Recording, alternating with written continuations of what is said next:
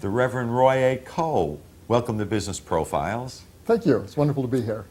You are, for our viewers, Rector of St. John's Episcopal Church in Staten Island, New York, and have been for how long? 4 years now. Been a good ride so far? Oh, very much so.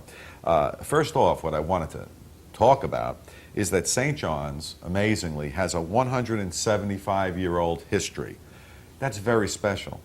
It is. It is a very amazing history for a church and a community of faith to be established that long in a location that really has been a part of the life of Staten Island through wars, through peacetime, through the changes of 2 millennia.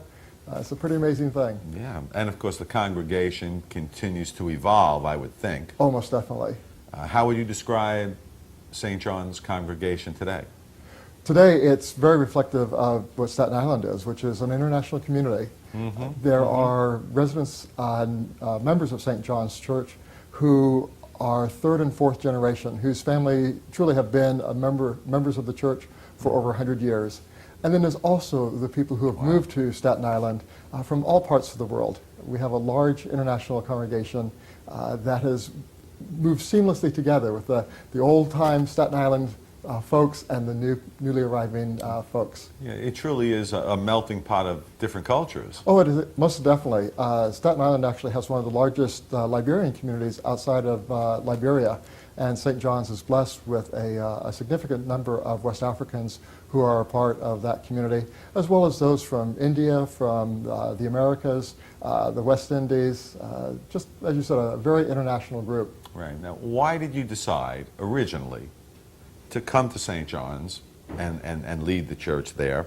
And what's it been like for you so far? Well, I remember when I was first asked to consider St. John's by the bishop, I said, Staten Island? I've never really knew anything about Staten Island.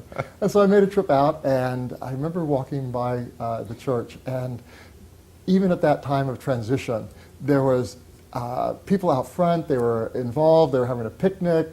There was the community that was there that was alive and vital.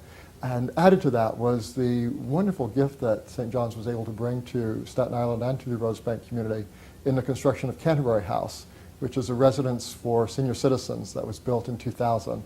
And seeing that type of life and vitality was very attractive to me. Yeah. Now, somebody told me, I don't know if this is true or not, that at one time in your life, before you had committed totally to following God and religion, that you had something to do with nuclear submarines?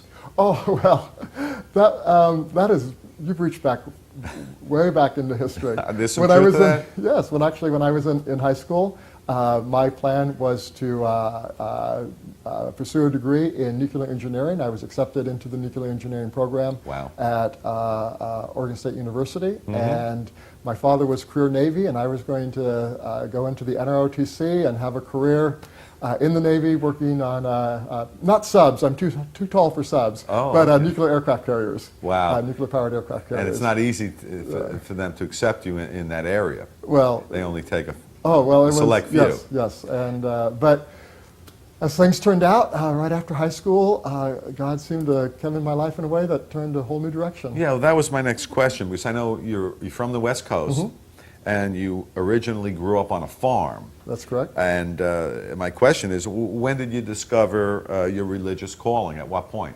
Well, I was one of those kids that actually liked going to church. So I've been in church since the day I was baptized as a child and an infant, and was always there. And I think it was the, that moment, I think, that happens for a lot of people. You get out of high school, you're looking at college, you're looking at your life, and saying, well, what is it that I really want to do? And there was just that moment when I realized that my love for the church and my desire to do something that I hoped would be beneficial in people's lives for the long term kind of eclipsed my desire for nuclear engineering and that life.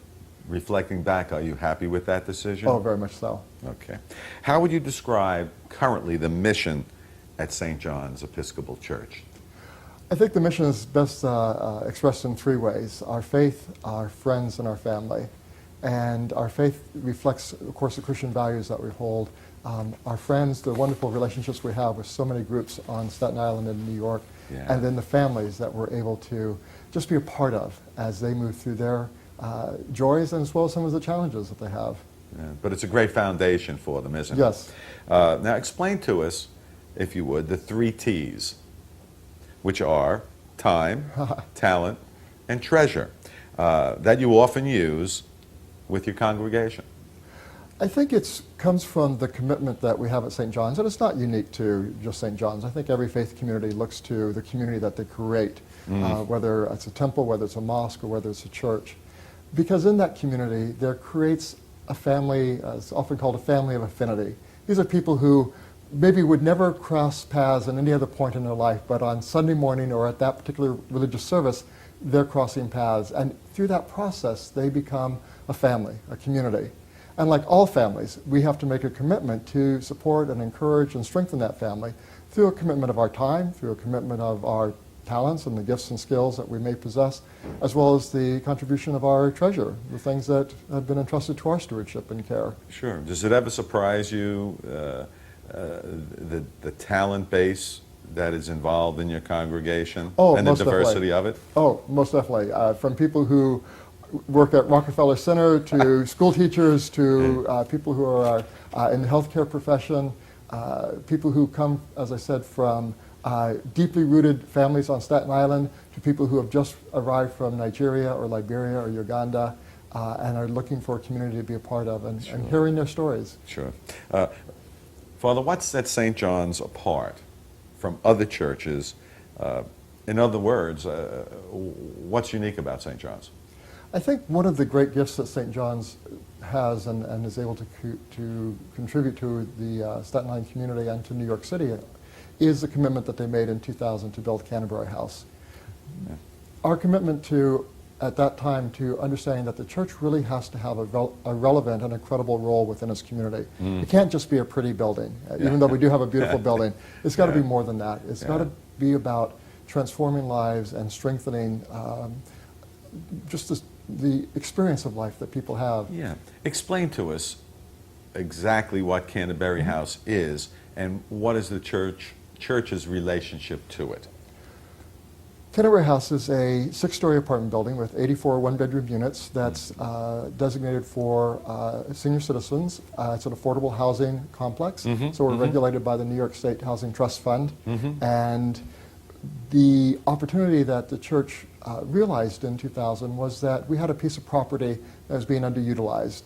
And as the church looked and reevaluated its mission and its presence in the community, it realized that affordable housing, and most especially affordable housing for senior citizens, was going to be a greater and greater need in New York City. And we found the right developer and the right combination of investors to come in with us in partnership to construct that 6-story building and create now really a 24/7 church. That's what it is. It really is. With a view. With a view, yes. I have to say, I'm very jealous of the view that half the building has of the harbor and Brooklyn and Manhattan. Yeah. Be remiss if I didn't ask you this, but what is the best part of what you do every day? I think the best part and the part that is most meaningful to me personally is the invitation that people extend to me as a priest and as a religious person to enter into their life. Yeah. With the transparency and the authenticity that can say... And sincerity. And sincerity. Yeah, all of that. And, I have people and it isn't just on Sunday, I have people will come to the rectory that I've never met before and they just say, do you have some time to talk? Never met them, often I don't see them afterwards, but they just need a place to go and someone to talk to for a few minutes. Wow. And that is a great joy in my life. And a big responsibility. The things that people will unburden themselves with is amazing. And yes, the stories and the struggles and the challenges that have brought them to seek out a priest on a Tuesday afternoon in a rectory in the hopes that they will find something there that might help them make sense of the struggles they're going through. Sure. It is a great responsibility. As we mentioned at the top, St. John's has a 175-year-old history. Many churches cannot say that. But what do you see in the future for the church? I think as St. John moves forward, and it's a question that we actually are asking ourselves right now as a parish, is not only why does St. John's exist, But why should St. John's continue to exist? What is our future, and what does it mean for us? Certainly our ongoing commitment to Canterbury House is first and foremost. That building is going to be there for the next 60, 70, 100 years, and we want to continue with each year to welcome those residents who come and become a part of our community. But we also recognize that New York City and Staten Island is continuing to become more and more diverse, and that families are changing in fundamental ways that is very different from the way church was in the 60s and 70s. And for us to learn how best to be responsive to the increasing demands and pressures that families face, and finding ways to really offer credible programming, relevant programming that can enhance a family, and not just add something else to do during the week, but really make it something that enhances a person's life and a family's life. Sure. The Reverend Roy A. Cole, Rector of St. John's Episcopal Church, I want to thank you for stopping by Business Profiles today. And continue the good work. Thank you very, very much. You're welcome. Happy to be here. Thank you.